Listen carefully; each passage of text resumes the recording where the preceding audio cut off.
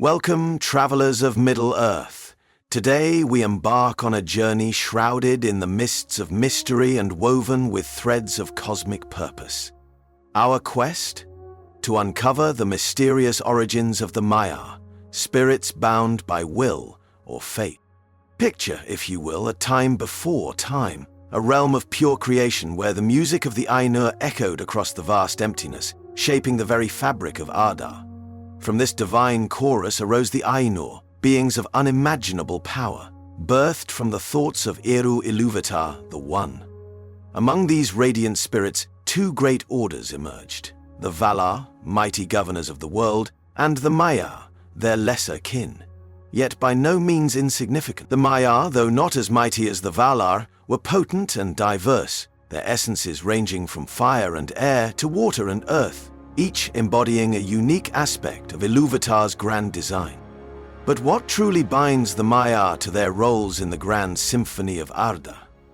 Are they spirits bound by an unchangeable fate woven into the threads of the music of the Ainur? Or do they possess the freedom to shape their own paths, driven by will and desire? As the Silmarillion recounts, before the shaping of the world, these spirits sang in harmony during the great music that predated all creation. Yet, even within this divine chorus, choice played a pivotal role. Some Maiar, such as Eonwe, Herald of Manwe, stood steadfast in their loyalty to the Valar. Others, however, fell under the shadow of Melkor. Morgoth, the great corrupter. Among those who strayed was Sauron, once a Maiar of Aule, who became the dark tyrant of the Second and Third Ages. This brings us to a compelling question. If fate alone bound the Maiar to their roles, how could any have fallen?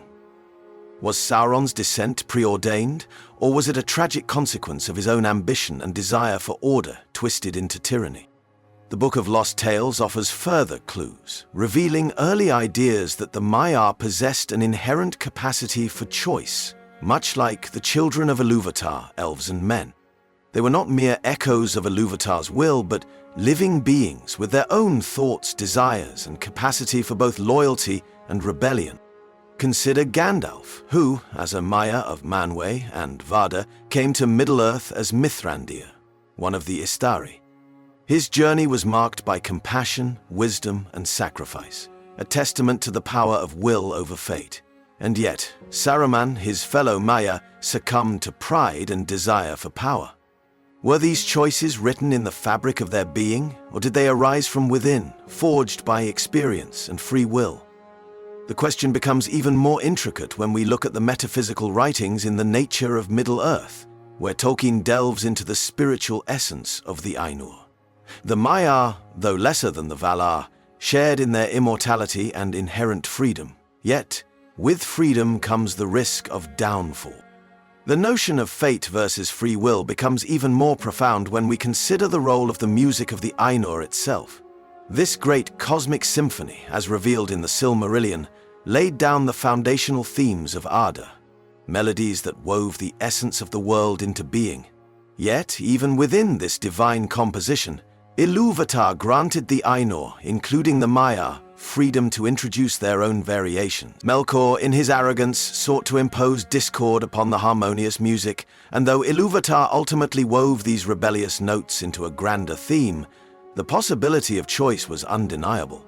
If the Maiar were mere instruments of fate, then Melkor's defiance, and later the tragic fall of Sauron, could never have occurred. The freedom of the Maiar to shape their destinies is further exemplified in the tragic figure of Sauron. As a Maiar of Aule, his initial desire was for order and precision, reflecting his master's creative spirit. Yet, in his yearning for perfection, Sauron was drawn to Melkor's power and promises of domination. This was no mere accident of fate, but a conscious decision driven by fear of chaos and a hunger for control. His descent into darkness stands as a stark reminder that the Maiar, despite their divine origins, were vulnerable to temptation and corruption, a testament to their inherent free will. On the opposite end of the spectrum, we have Gandalf, known among the Valar as Olorin, a Maiar of great wisdom and compassion. In Unfinished Tales, Tolkien describes how Olorin was revered for his gentle spirit and deep empathy, often walking unseen among the elves in Valinor to inspire hope and courage. When sent to Middle-earth as an Istar, Gandalf was given no guarantee of victory. His choices, guided by wisdom and humility, shaped his path. His resistance to power, even when offered the One Ring, reflects not a destiny preordained, but a profound act of will, setting him apart from his fallen brethren like Saruman. Yet the complexity of the Maiar goes deeper still when we consider their manifestations in the physical world. According to the nature of Middle-earth, the Maiar could take on visible forms, though these incarnations were not bound by mortal needs or desires. However, when the Istari came to Middle-earth, they were deliberately clothed in frail mortal forms, vulnerable to suffering and death. This limitation was not imposed by fate, but by design, allowing them to better understand and guide the free peoples without dominating them. It was a test of their will, a chance for these mighty spirits to serve, not rule. The tale of Melian the Maiar presents yet another layer of this enigma. Melian, who descended from the gardens of Lorien, chose to dwell in Middle-earth out of love for Thingol, the elven king of Doriath. In this union, she bound herself to the fate of Arda more intimately than any Maiar before her. Through her choice, she wove a protective enchantment around Doriath, known as the Girdle of Melian, demonstrating the profound power of will exercised through love and sacrifice. Her actions were not dictated by destiny, but born from a personal desire to nurture and protect, a clear divergence from the notion of a fate-bound existence. The deeper we venture into these stories, the more evident it becomes that the Maiar, though shaped by the music of the Ainur, were not bound to a rigid destiny. Their actions reveal beings capable of immense growth, temptation, love, and sacrifice. The tragic fall of Sauron, the compassionate wisdom of Gandalf, and the enduring love of Melian all reflect a truth more profound than fate alone can explain. Within the heart of every Maiar lies the power to choose, and it is this freedom that shapes the history of Middle-earth. This intricate balance between fate and free will is perhaps most vividly illustrated through the tragic story of the Balrogs.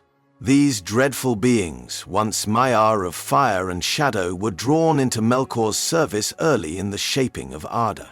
Their corruption was not a predetermined fall, but a surrender to Melkor's will. Seduced by promises of power and glory, bound to him by fear and ambition, they became instruments of destruction, their flames fueled by rebellion. Yet, even in their terror, there lingers the unsettling question: had they the will to resist, as others did, or were they too deeply enshrouded in the dark melodies of Melkor's discord? Consider the tale of Durin's Bane, the Balrog that haunted the depths of Moria. For countless ages, this being lay dormant beneath the misty mountains, awakened only by the greed of dwarves who delved too deep. When Gandalf confronted the creature upon the bridge of Khazad-dûm, it was not merely a clash of power, but of wills. Gandalf, bound by duty and compassion, faced a spirit that had chosen, long ago, to forsake the light. The confrontation was a testament to two divergent paths, one who remained faithful to the purpose of the Valar, and one who had surrendered entirely to the shadow. Yet not all who fall into shadow remain lost. Glorfindel's enigmatic story touches upon themes of death and redemption. A mighty elf lord, Glorfindel fell in battle against a Balrog during the fall of Gondolin, only to be granted a second life by the Valar and return to Middle-earth in a later age.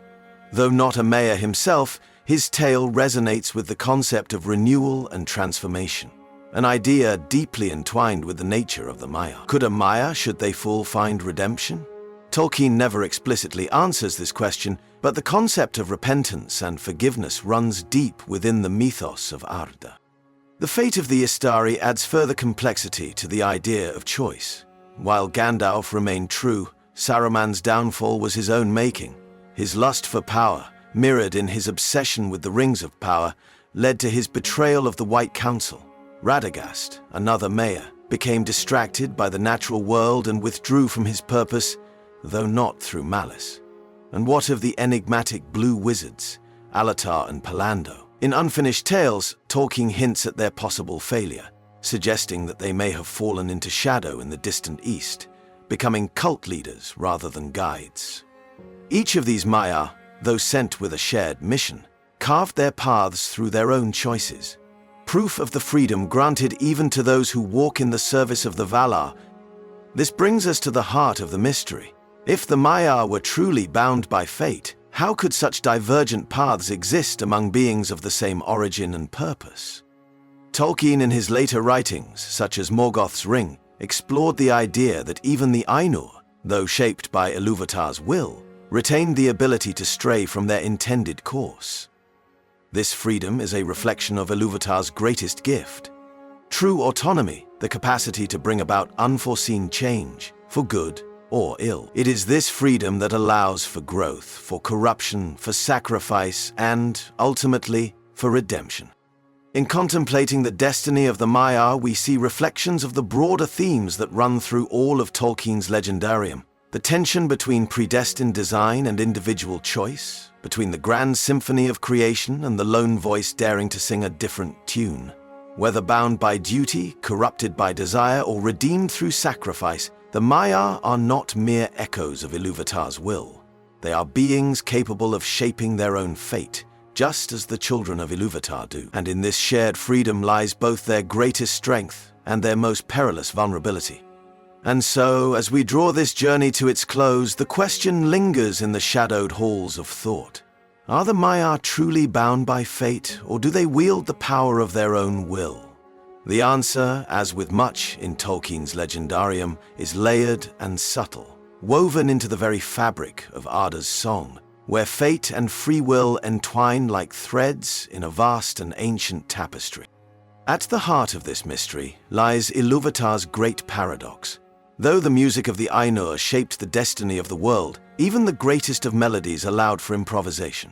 In Morgoth's Ring, Tolkien suggests that all beings, even those of divine origin, were gifted with the freedom to choose their paths within the structure of creation. The Maiar were not puppets of fate, but participants in a living, evolving story.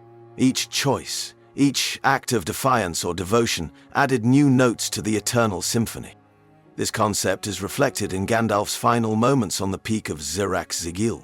His battle with Durin's Bane was not just a clash of ancient powers. It was an assertion of will over despair. When Gandalf fell and was sent back as Gandalf the White, it was not fate alone that elevated him, but his unwavering commitment to his purpose, his refusal to stray from the path of light. His resurrection was a testament to the enduring strength of free will, rewarded by the grace of the Valar and, perhaps, Ilúvatar himself. In stark contrast, Saruman's downfall is a grim reminder that power sought for selfish ends leads only to ruin. His corruption was not preordained, it was born of choice, ambition, and pride. The same holds true for Sauron, whose descent into darkness was fueled not by destiny but by fear and an obsessive need for control. Their stories serve as cautionary echoes, revealing that even beings of immense power are vulnerable to their own desires. But what of those Maiar whose tales remain unfinished, shrouded in mystery? The fate of the blue wizards, Alatar and Palando, remains uncertain, a testament to Tolkien's own evolving thoughts. In some writings they fell into shadow. In others, they sowed seeds of resistance against Sauron in the distant east. Their ambiguous legacy mirrors the larger truth of the Maiar. They are beings of potential, capable of both great light and profound darkness. And their ultimate fate is shaped not by their origins, but by the choices they make. In the end, the Maiar are a reflection of one of Tolkien's deepest themes, that free will is the greatest gift, and with it comes both peril and promise. They are not merely spirits bound by fate, nor are they wholly free from the designs of the world's creation. They walk the delicate path between predestination and freedom, their actions echoing through the ages, shaping the fate of Middle-earth with every choice they make. And so, dear traveler, as we leave behind the echoes of ancient songs and the whispers of forgotten spirits, remember this: The greatest power lies not in destiny's hand, but in the courage to choose. For in the vast legendarium of Tolkien's world, and perhaps even in our own, the most profound truths are forged not by fate alone, but by the will of those brave enough to stand against the darkness and carve their own light.